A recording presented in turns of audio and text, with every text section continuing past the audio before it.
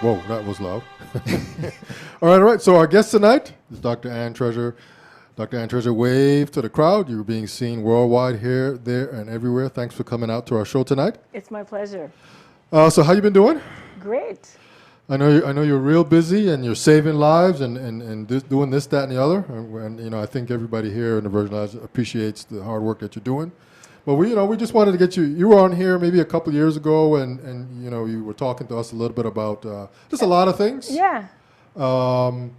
And I know that you're a doctor and you're what's the word I'm looking for here?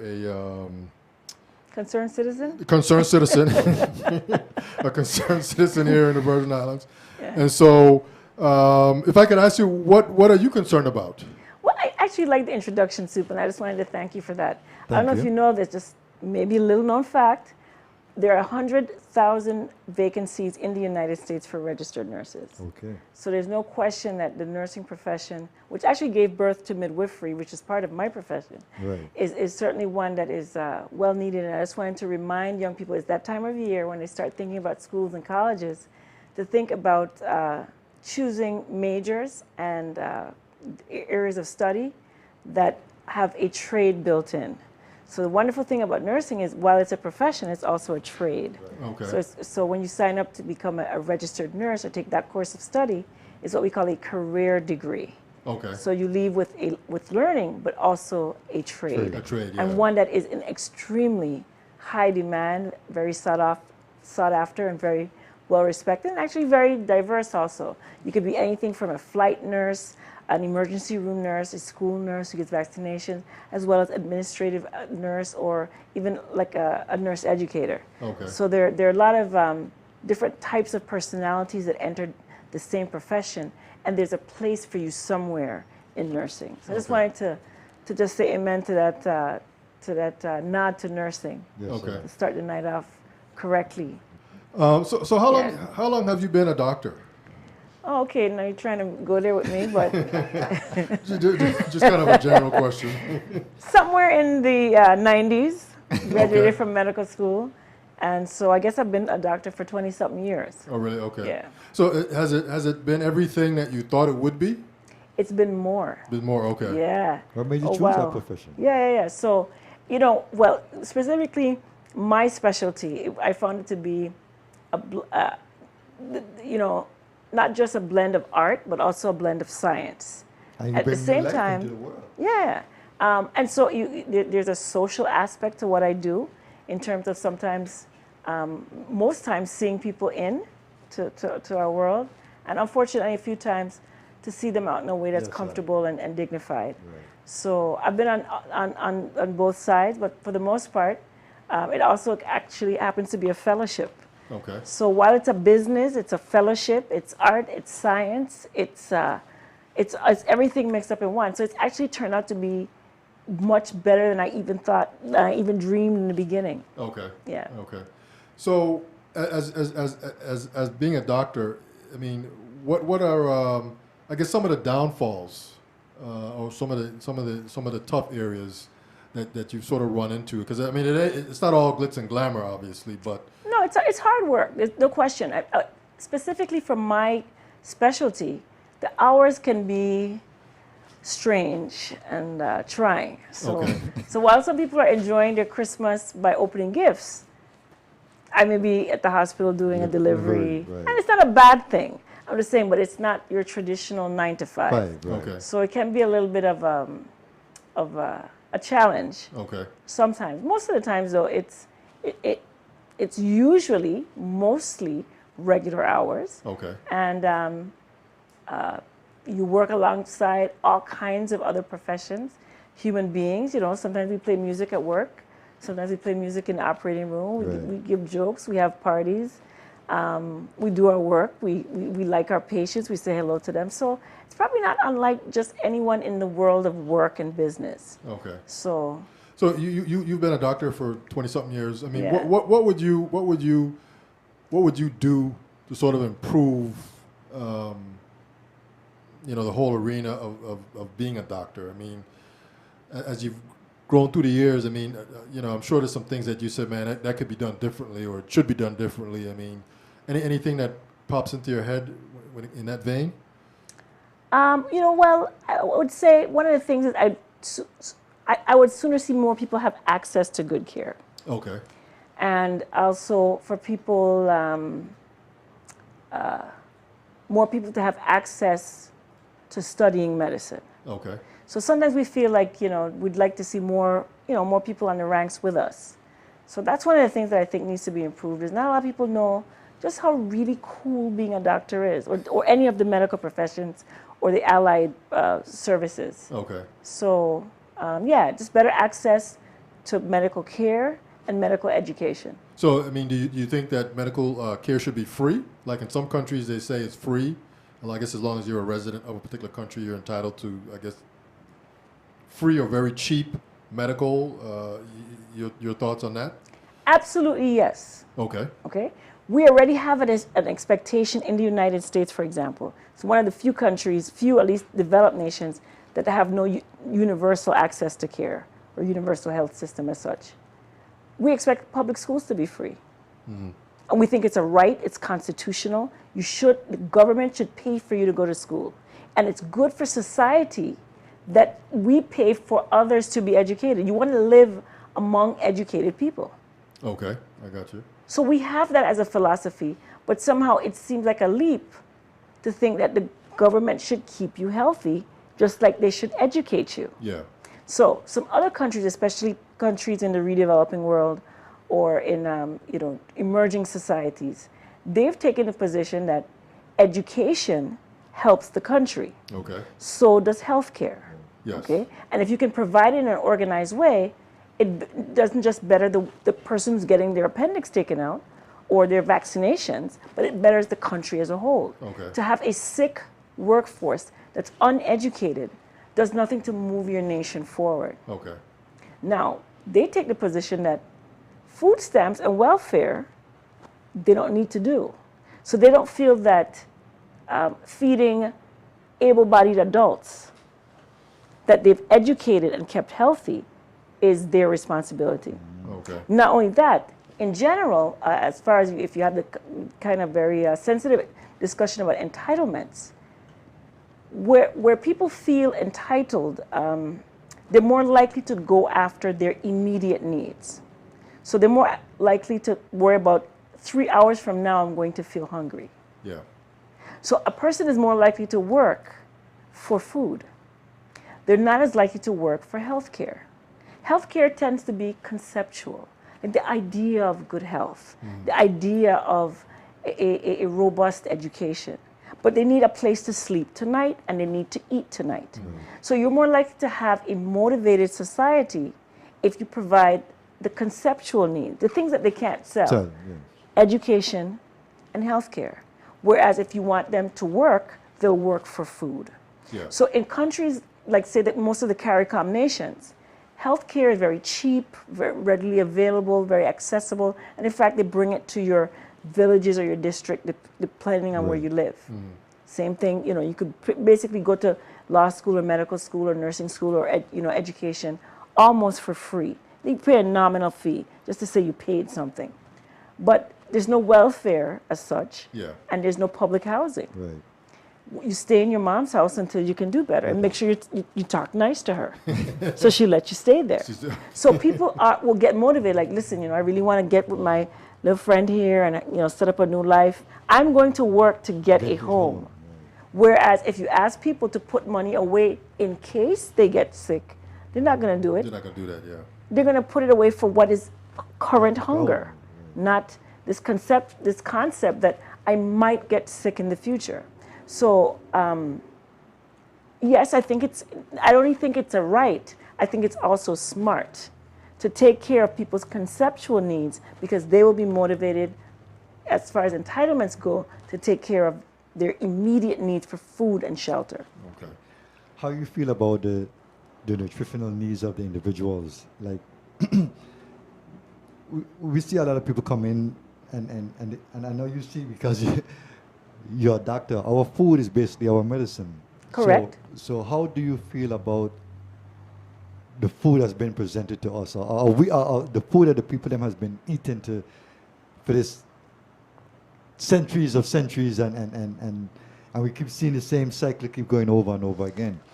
Well, I don't know if it's centuries, plural, but certainly this last century, especially if we're talking about the United States, Right. there's been a push for soy and corn syrup and sugar. And so we're actually paying people, making it easy for people to not eat healthy foods.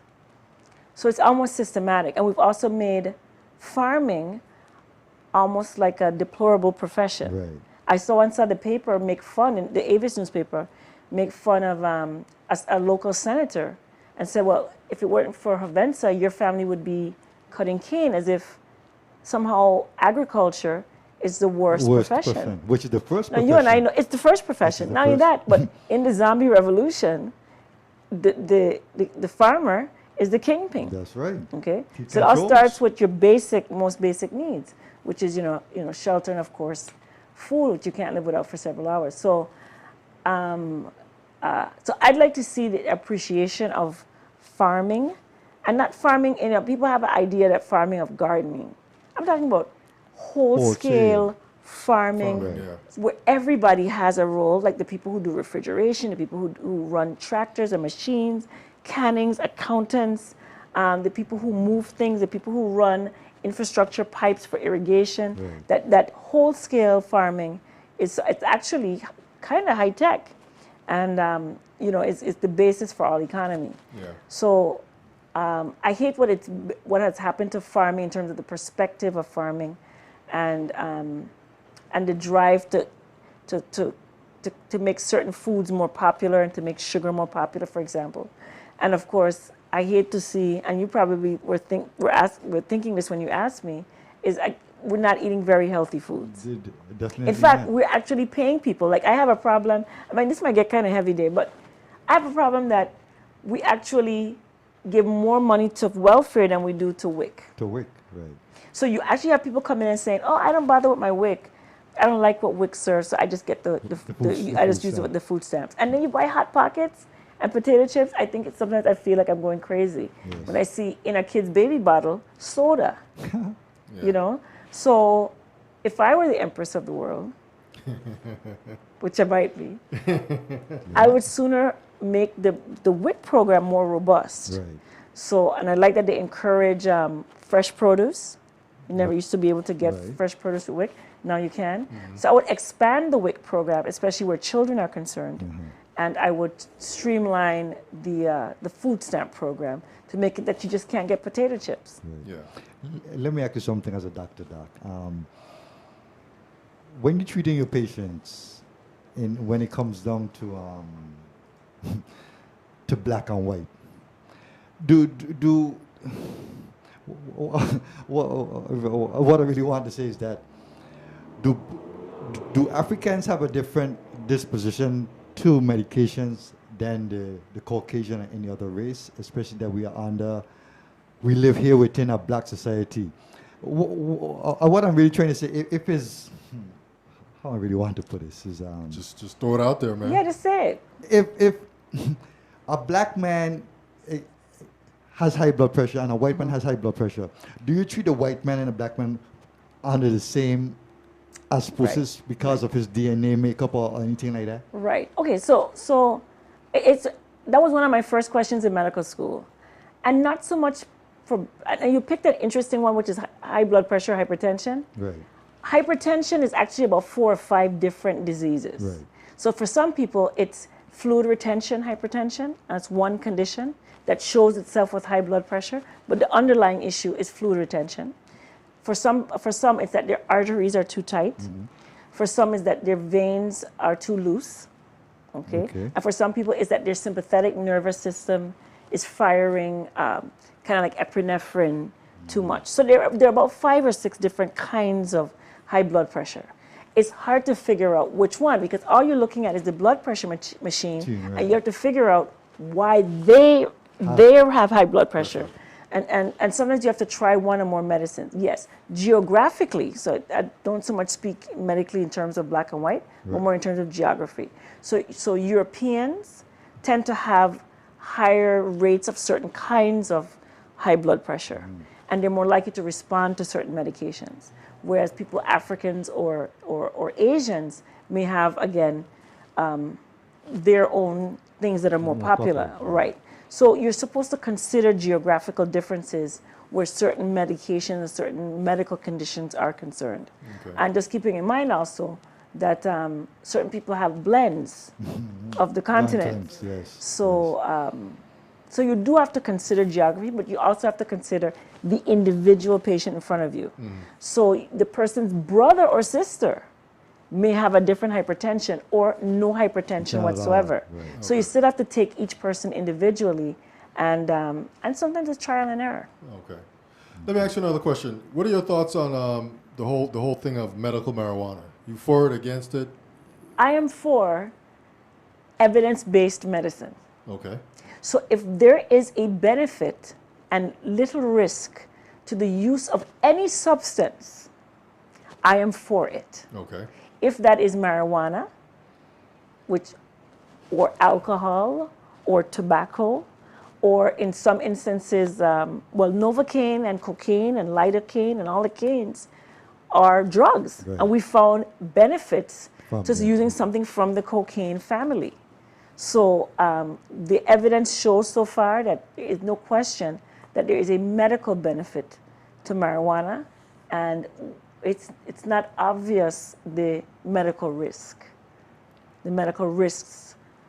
for certain conditions. Conditions, Now, there is a debate about whether or not you should do it recreationally. Well, then I'm sure there's some people saying, well, don't let them have sugar, because some people, you don't need sugar. So people should have some liberty to doing what they want with their bodies. Right. What I do find kind of hypocritical is that we let people drink rum. Like, how is that okay? Okay, it's not like marijuana will cause cirrhosis of the liver.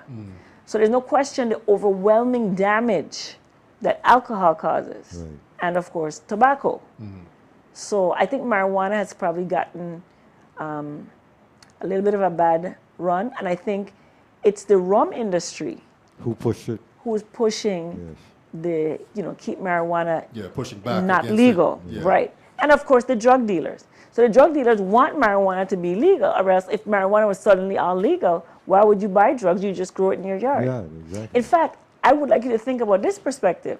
If we let marijuana become legal, the farming industry throughout the world will be revived, Definitely. because they're going to buy plows and they're going to start being Yep. scientific. And I said, you know what? Okay, you're going to need something after you get high. You have to eat something. So you're going to Something, plant yeah. some tomatoes or plant some corn or plant something. And then So do I they- actually think it's a way to get our economies all over the world to reconsider Sure. agriculture. So certainly no less worse, not as bad as alcohol. And I support any evidence-based proof of scientific proof that anything helps medically. I'm for it. Okay. Have you seen any Zika patients coming in that the mothers have been infected and the child comes out infected also? I've not personally dealt with it, but we understand that the rates are as high as 10%. And the Virgin Islands has, I think, 2 babies that are in question, 2 babies right now? and there are a handful of babies in Puerto Rico that are definite. So the whole thing of Zika is it explain what it is, and then how are we dealing with it here in the Virgin Islands? Are we capable of handling it? Basically. No, not really. But here's the thing: Zika is a virus that's carried around in mosquitoes. It is a cousin to what we've known most recently as chikungunya, Chikungunya, right. and to the one that we've known for centuries as dengue. All right, so it's in a family of viruses. We've always had reason to be afraid of mosquito-borne illnesses. So what I liked about Zika is that Zika almost started to affect nobility, because noble people don't want anything for their kids to be deformed. You get dengue, you get over it. Most people don't die from dengue, except maybe old people or sick people. You start affecting nice people's children, Yes. permanently. So I was kind of glad for Zika because I needed people to wear mosquito repellent anyway. Right. Okay? Gotcha. So, hey, now you're worried about Zika? Well, good. Now we should, make sure our infrastructure does not support standing water and so that our communities are safe in general, from encephalitis to malaria, all of them. We needed to look at how we can control mosquito populations and keep humans safe. So Are we ready here? I mean, are we prepared? I mean, no, because we like to keep old cars around and tires. So we're not at all ready. We have cisterns. Most of us don't put traps over our cisterns with the mesh. Or we always have like a hog pan outside. Yes. So always, because we have this mindset that we might run out of water. We are so kind of like keep water around the place, okay? And every West Indian mother and grandmother has a flower pot that's full of water. That's how we do. Yes. So, no, we're not quite ready. I think had we seen, we're almost a victim of our success.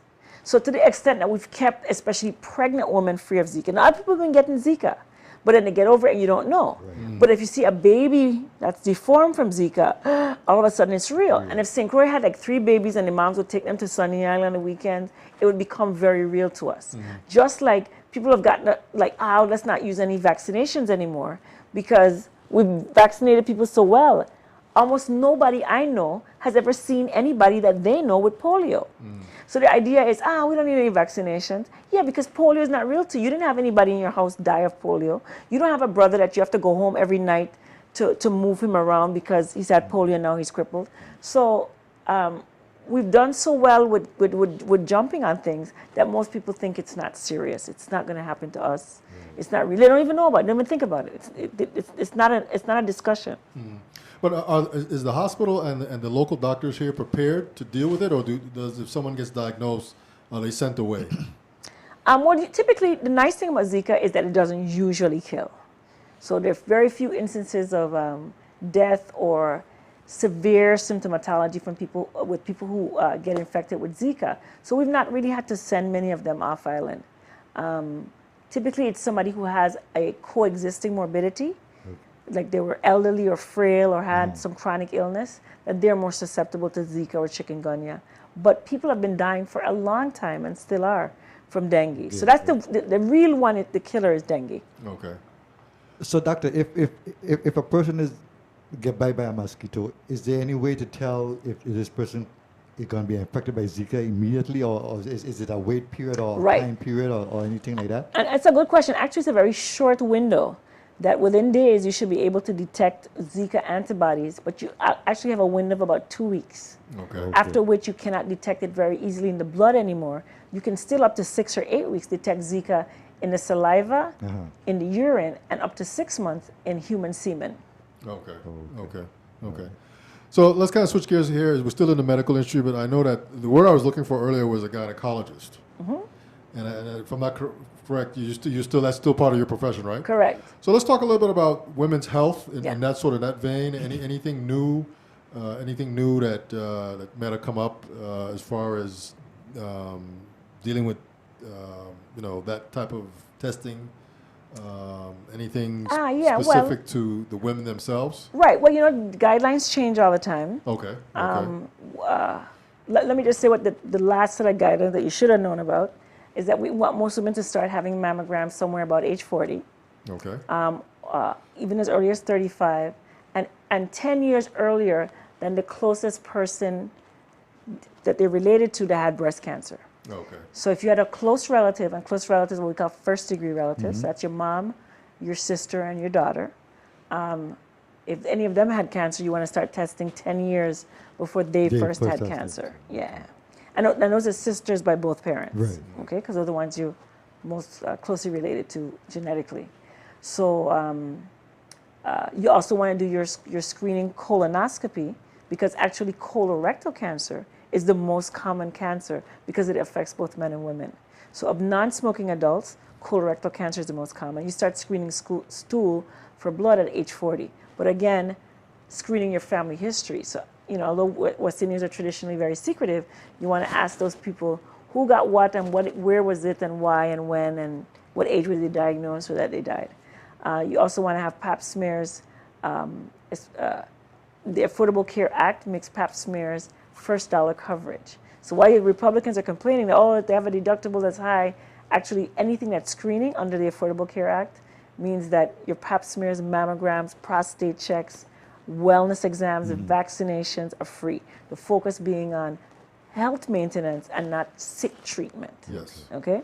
Some of the new guidelines is, if you look up under CDC, traveler vaccines, the Virgin Islands has now what we call like endemic, like it's a high rate of hepatitis A. In the Virgin And Islands? in the Virgin Islands. So what Okay. visitors who are coming to the Virgin Islands, who go to the CDC website, will see where it says, traveling to the Virgin Islands, hepatitis A. So that's the one that we've been reporting as far as the most common vaccine preventable illness that we are required to report by law. So you want to get updated on your tetanus, whooping cough, especially if you've not had any vaccination since childhood. So you need boosters for tetanus, and whooping cough can kill children. Okay. It won't kill adults, you just think it's a cold. Cold. But it can close your child's throat. So you should get that updated. Shingles, also the prevention of cervical cancer. So the human papillomavirus, we actually now have a vaccine that prevents cancer. Oh my God, let's do it. So We have a vaccine that. we have a vaccine that prevents cancer of the throat, cancer of the penis, anus, and the cervix. Called it the human papillomavirus is a specific virus, and we have a vaccine for it called Gardasil. Okay. Let me ask you, Uh-huh. the papillora, what does that entail of? That is it a herb or a next germs that they put into this vaccine? Explain to me what's inside of the vaccine. In vaccine, okay. So that's the concept of vaccines in general. So here's it. If you think of germs as kind of like criminals or culprits, and your immune system is a police station. Right. The first time the police sees the culprit, they won't recognize them. So the idea of vaccine is to show you either a dead or a weak culprit. So your police force, which is your immune system, can learn and say, aha, the next time I see one, I will know how to fight them. So long years ago, actually Africans were the first ones who had the science of and recognized the concept of immunity. So when children would develop, like say pox, for example, they would scrape the pox, Right. warm or slightly cook, if you will, just warm Right. the pus and scrape all the children in the village. And so they sometimes get a weak form or just become immune. So the concept of immunity is sometimes it's thousands of years old, and you wanted to keep those slaves that knew how to immunize because it kept your investment healthy, because the Indians had been falling aside from smallpox and also for certain other reasons. So the concept of immunity is one that is actually thousands of years and as old as the motherland. So we've now found that there are several different viruses that we've been able to identify and either kill or mimic and cause your body to learn that culprit, so that when the actual live culprit comes around, it's already made resistance. So it's the safest way to train and it's actually better than medication. So you don't want antibiotics for medication. Right. Actually, the antibiotics sometimes doesn't work very well. What's better is to learn how to not get pneumonia, for example, in the first instance. Right. So when you have vaccine, because like we were vaccinated when we were a child, so Yes. once we get a vaccination and that's in our system, we don't have to get it again. Well, According to what the disease we're trying to fight off. usually. There are some that immunity is not lifelong or it's not robust for your whole life. So something like tetanus, we get our tetanus vaccines as children, but about every 10 years you kind of need to boost it. up, So without having to do the whole series over again, because the original series was 5 shots, Right. you just would do one adult booster every 10 10 years or years. so. Why is there a big fight about the vaccine coming in? Like a lot of people is fighting against it and not having the children to be vaccinated, because they're saying that when they get vaccinated, they still end up getting the disease. Plus, So- plus they also kind of said too, it's linked to some like childhood issues like Autism. autism, Right. and those kind So of things. okay, so the guy who did that was being paid by another company, and he's in jail now because his Oh. statements And the paranoia that ensued around the world actually led to the death of several thousand children in England. Okay. So there's no question that there's certain things you can't do. You know, in the U.S. you can tell lies, obviously. in certain countries, if your lies lead to death, Then you can, it could yes. So he's in jail because Okay. it was a fraud, it was a scam. Okay. Right. Okay. So again, some people don't remember. We've so vaccinated people so well, none of us actually remember anybody with measles. Do you remember anybody who had measles? Or what it looked like for somebody to be deformed from polio? We didn't go to school. If we had one person in our school who had polio, all of us would be like, give us that polio vaccine, because you would remember that one kid. Yes. There were no kids, because they would come to your school and they would say, okay, second grade, come. And the whole second grade would come and they would boom, boom. They didn't even ask your parents' permission back in those days. Boom, boom, boom, boom, boom, boom, boom. Okay, third grade, come. Boom, boom, boom, boom, boom. So we don't remember because they've vaccinated everyone. Right. So there's some people who say, oh, well, I don't trust, don't put it in me, or we're just going to drink juice and we'll be fine. No, you won't be fine if you drink juice. In fact, when you ask people whose children have not been vaccinated for polio, and you say, well, would you let your children go by a polio camp? They'd probably tell you no, because they know their children aren't protected.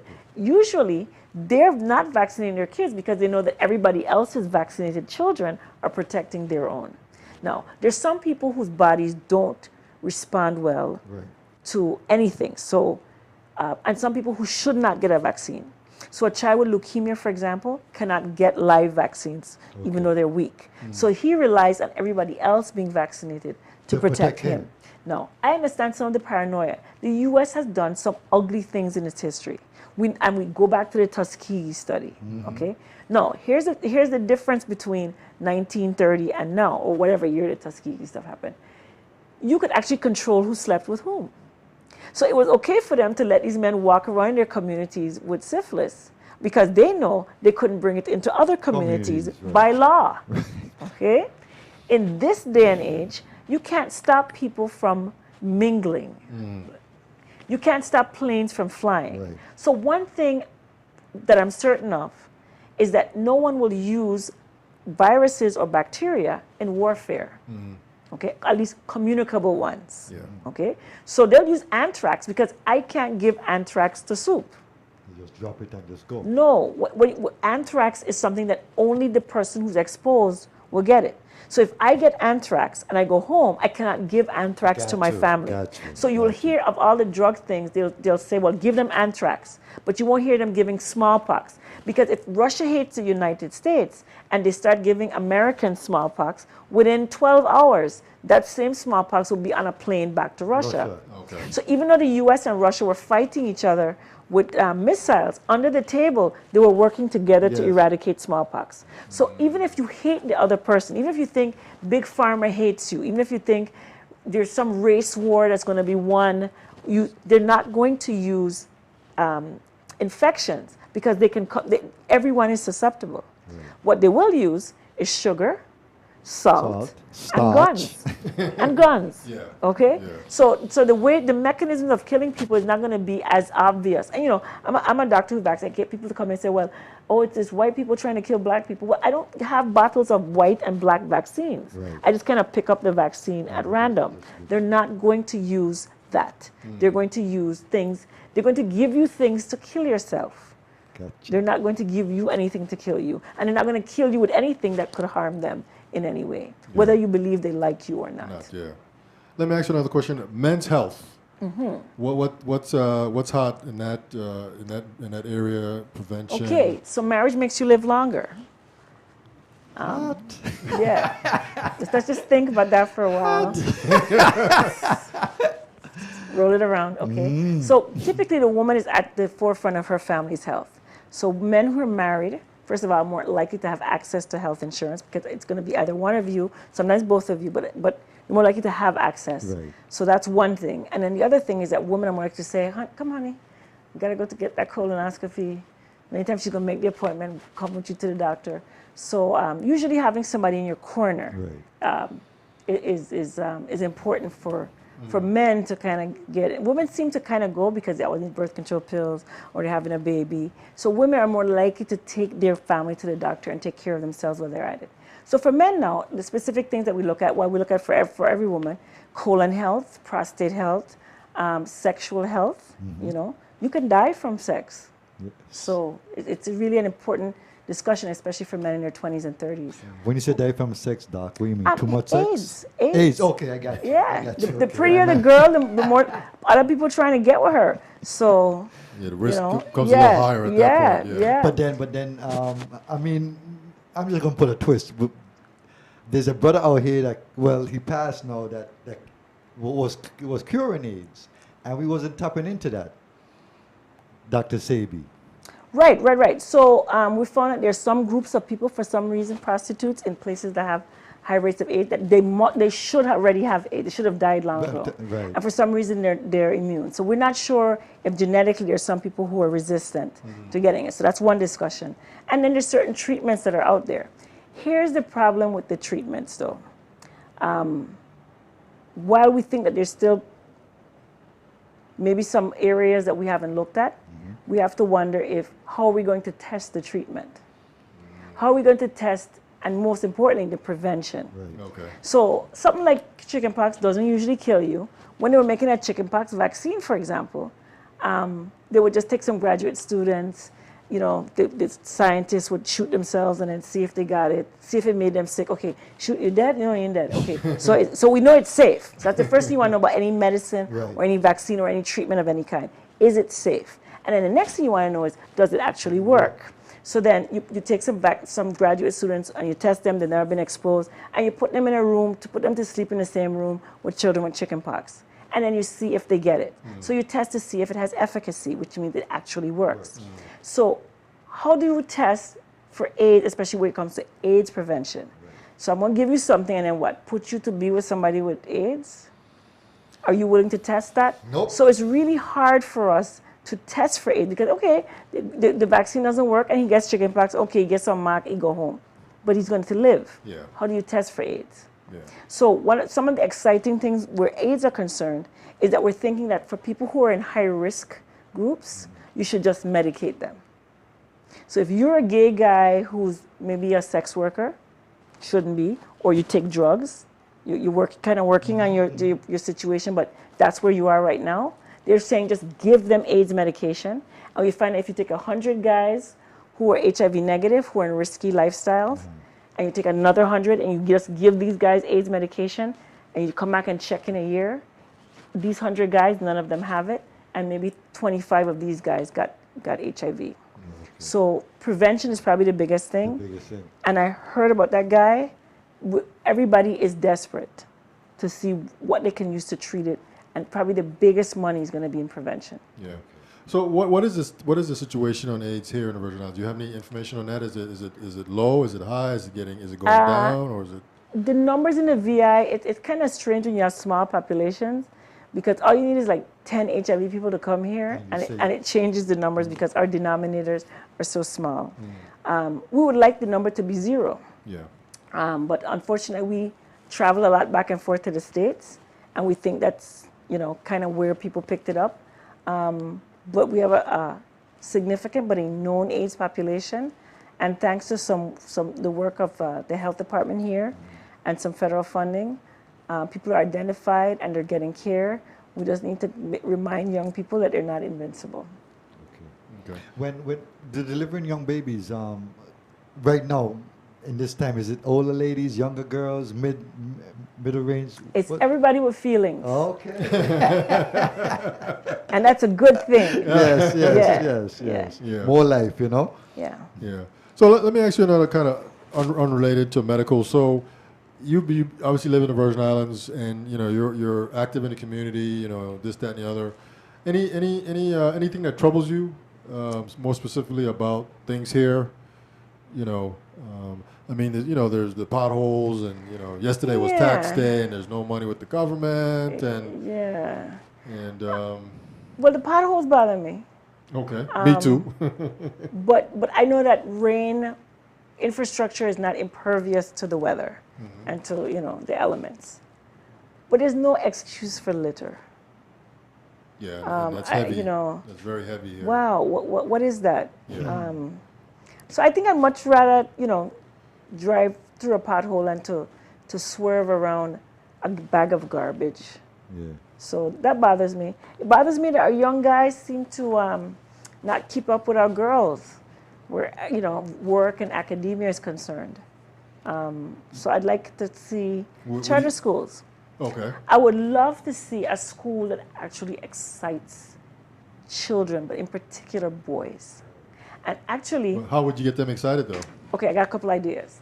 One of them is junior high schools seem to be the place where we lose our boys. Some girls too, but mostly boys. We should have K through 8 education. For one thing, it keeps children in their neighborhoods. Right. So you have to walk around that first grade teacher who will say, Christian, I could tell your mother. So you tend to be more rooted. Your school is that extended family, and they're familiar to you, and you're in your neighborhood. Yes. So I think it would work better if you made all schools K through 8. Yes. Like St. Mary's School, Yes. just K through 8. Yes. Now, the time that the hormones are raging, and the schools that actually have more police cars are the junior high schools. You now have a situation where everybody was in the same class. The teachers came to your room, even in the 6th grade, even if the teachers did just one subject, they came to your room. So you had one person moving as opposed to 30 people Yes. moving. Then you put them in a new atmosphere where you have like the Science Farm gang against the Kennedy gang, yes. and Yeah. the Like a set. children move. Like us. Not only that, but you don't have that watchful first grade teacher who knows you well to see you or to make a phone call to your parents. So even if you were at the junior high school level, why are you exchanging classes? The teacher should move to the class. To the class, yeah. I don't know. So I think that the best model for public education is K through 8.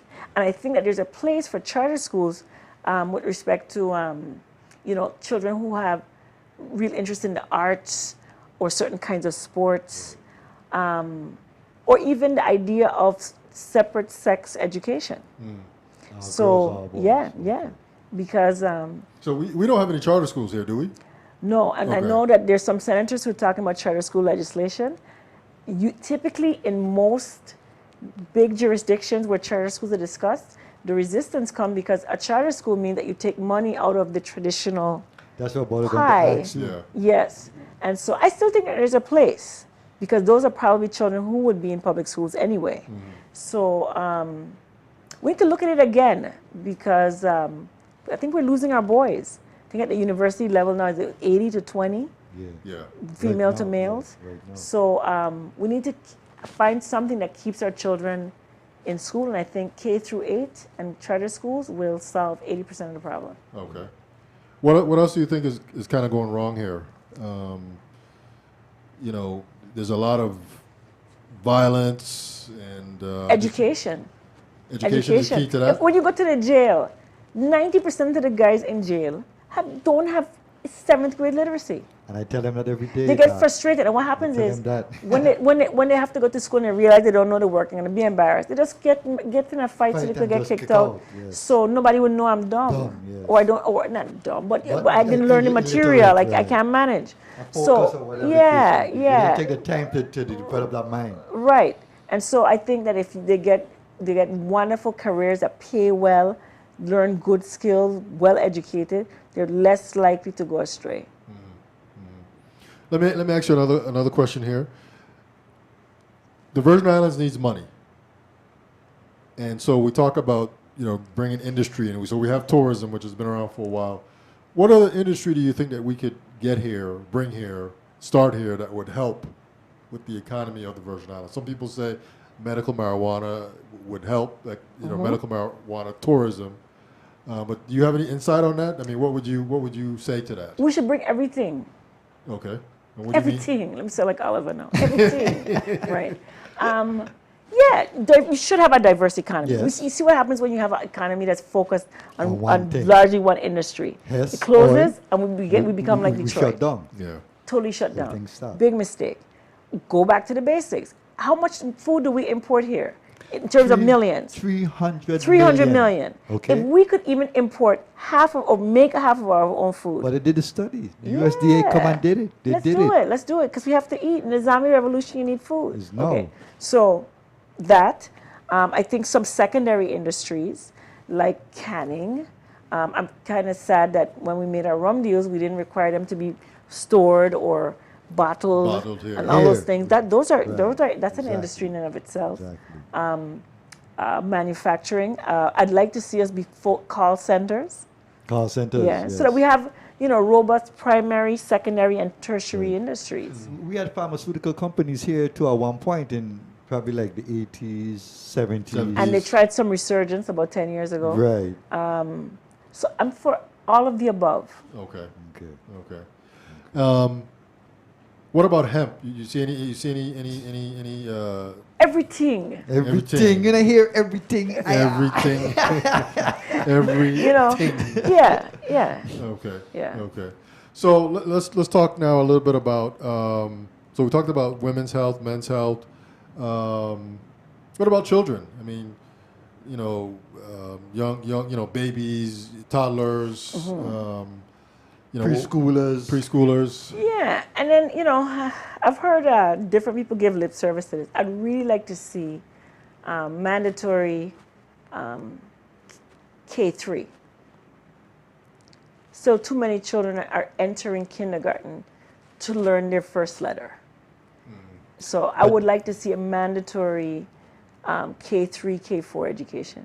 Okay, fine. So we're already behind. Our children are actually younger. I don't know if most people know this, but except for 2 states in the union, children have to be 5 by September 1st. In some states, it's June or August 1st. Right. But in just about every state except 2, you have to be 5 by. So we're already 3 months behind. And then many of our children enter school and to learn their first word. You should actually enter kindergarten reading. So I would like to start see school already behind. Yeah. Right. And so I'd like to see K3 and K4 education be mandatory, and for it to be with persons with measurable standards. Okay. Yeah. Okay. Let me ask you another question. So we just had here, I guess it was a couple of weeks ago, the 100th anniversary Yeah. celebration Or commemoration. commemoration. What are your thoughts on that? Well, Was it too much? Was it overkill? no, I don't think it was overkill, but there are those who feel that, I don't know, when 2033 comes around, if you're going to celebrate the Third Reich, especially if you're a Jewish family or you were personally affected by the Holocaust.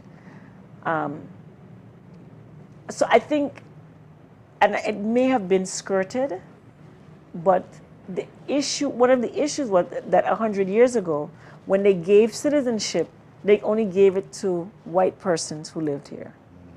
So I know the founding fathers of the United States said, to form a more perfect union and recognition that we're not perfect right now, but we're a work in progress. So as long as you underscore and you correctly identify, acknowledge the anniversary, or you commemorate, but recognize that it was not a celebration for everyone, that did not offer citizenship to everyone until 10 years later.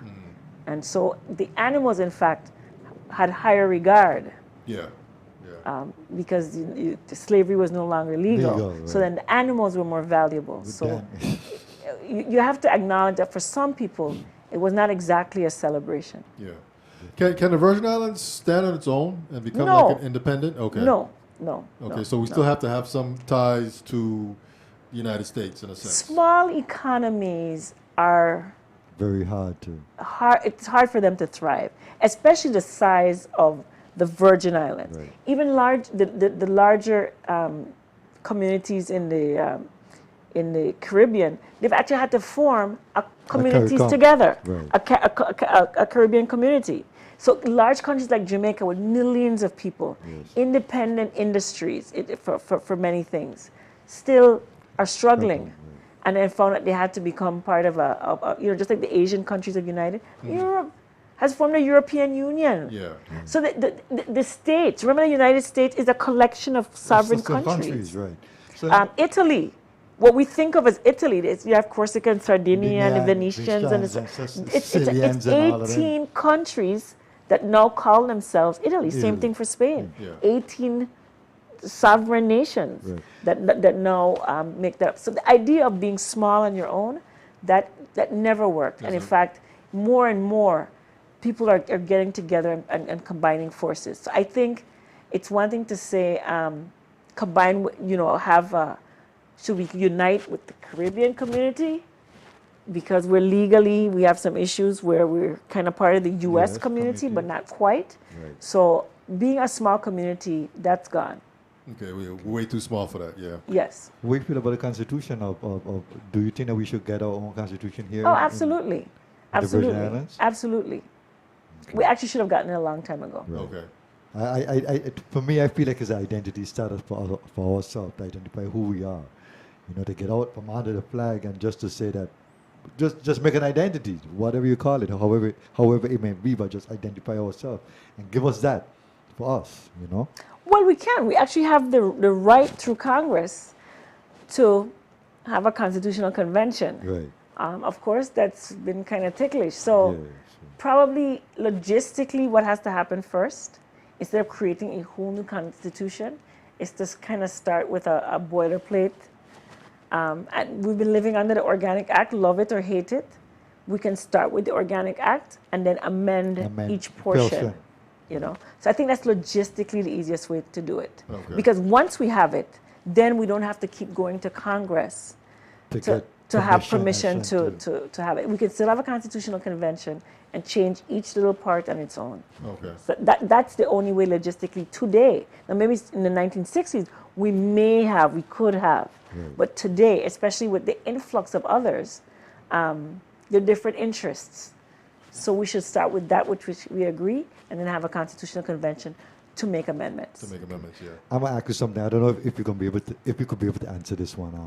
I know probably a month or 2 months ago there was an issue came up about the certification of Wang Louis Hospital, the recertification of Wang Louis Hospital. Is that any improvement right now, or you can't speak about it, or you don't know? Right. So it's funny you should ask that. So I just want to say that I'm on the board of directors of the Wang Louis Hospital. Okay. Like 3 months. So I will not be speaking in my role as Got one you. of the board of the director members. So it's a constant struggle for all rural hospitals, not just the Wang Louis Hospital, but Right. Schneider and all Rural, rural yes, hospitals yes. to maintain certification, especially in this era where many people travel away, usually people who are more affluent, have access to health insurance. So it's forever a struggle. Also, unlike any other government agency, you go to WAPA and say, well, you have to give me light for free. They don't. But Wang Louis, even if you owe them $1 million, if you walk in here tonight, they have to take care of you, Right. and not half-half. They have to fully take care of you. right. So it's one of the few agencies that have a mandate, because of the federal mandate, that you have to provide care regardless of their ability to pay in an emergency. And that's Ronald Reagan's law. So Ronald Reagan signed into effect called EMTELA. So the hospital has challenges because they don't have, they have to provide care regardless of people's ability to pay. And also there's some internal issues as far as honing and polishing their ability to bill for and collect and to manage monies. And it's every rural hospital. Okay. Rural hospital in the sense of like, even in the States, you're talking about rural. Right, so even in the rural, states, they have yeah, designations as rural. So you have size-wise and proximity to tertiary centers. It is how the Center for Medicare and Medicaid Services will define you as a rural facility. So there are places in the states that you have to airlift by helicopter because it's behind a river. Oh, okay. Okay, Yeah. I got you. How do you feel about the urgent care now that's been popping up here in the territory? Well, and St. Croix. Well, they provide a service. Okay. There's no question that they enhance, they give people, they build confidence in the territorial healthcare system. Right. If you feel that there's somewhere I can get care, you will be less frustrated. You're going to come in, you're going to use your insurance money, it's going to pay gross receipts, it's going to pay income taxes, those people are going to spend. So healthcare is an economy, Right. just like agriculture. So yeah, if you get your healthcare, I prefer you to go to an urgent care center here than to go to the Cleveland Clinic. Gotcha. I got you. because you're investing in the territory's healthcare Healthcare system. system. Okay. So, so you have it complements what the hospital does. Not everything needs to go to an emergency room if it's just urgent. In fact, emergency rooms are to stabilize you. Right. They're not for diagnosing Diagnosis. and long-term chronic illness. They're to save life. They're to sew a finger. So urgent care is complementary to emergency care and, of course, to long-term and preventive care. Okay. All right. So, doctor, it is 9:11 p.m. Any final thoughts? No. Do you have any final thoughts? Not really. I mean, this is kind of a talk that we could talk all night about, but unfortunately we can't do that. So I guess we'll kind of leave it up to you. You can just kind of share just a few lines on, I can't really think of anything else to ask right now, this very second. But so all in all, things are good. Everything is great. We still have there's something nice about a small community. It means that you just can't get to the grocery store without saying hello. Am I right? That's right. true. Without saying hello, and that means something. That's Yeah. right. Some of the loneliest life I've had was when I lived in a big city. Right. Right. So there's something wonderful about community and friends, and people will just sometimes just give you a banana, That's Yeah. right. and that means a lot. So I really like where I live. I like what I do. I like who I know and my whole circle of friends and family. Right. So here's to the Virgin Islands. All right. You know. Our guest tonight is Dr. Ann Treasure. She is a Virgin Islands concerned citizen. Soup, any final thoughts, man? Dr. Treasure, thank you very much for your time. We're gonna have you back again. Good. Continue doing what you're doing to spread the health and the wealth in our community and to deliver those healthy babies. Yes. Yeah. One perfect love, Rastafari lives. Yeah. And I want to say thank you again. Thanks. One perfect love is our prayers and His blessings. When you put it all together, you get one perfect love. So on that note, we're out. It is 9:12 p.m. on Wednesday, April 19, 2017. I want to thank the doctor. I'm tongue twisted tonight for some reason. Thank the doctor for coming in and sharing with us some information about the medical and just some thoughts on a lot of different things. So on that note, we're out. Guys, have a good weekend. This is it for us this week. We'll be back next week, Tuesday, with another show on deck. We're out. Peace.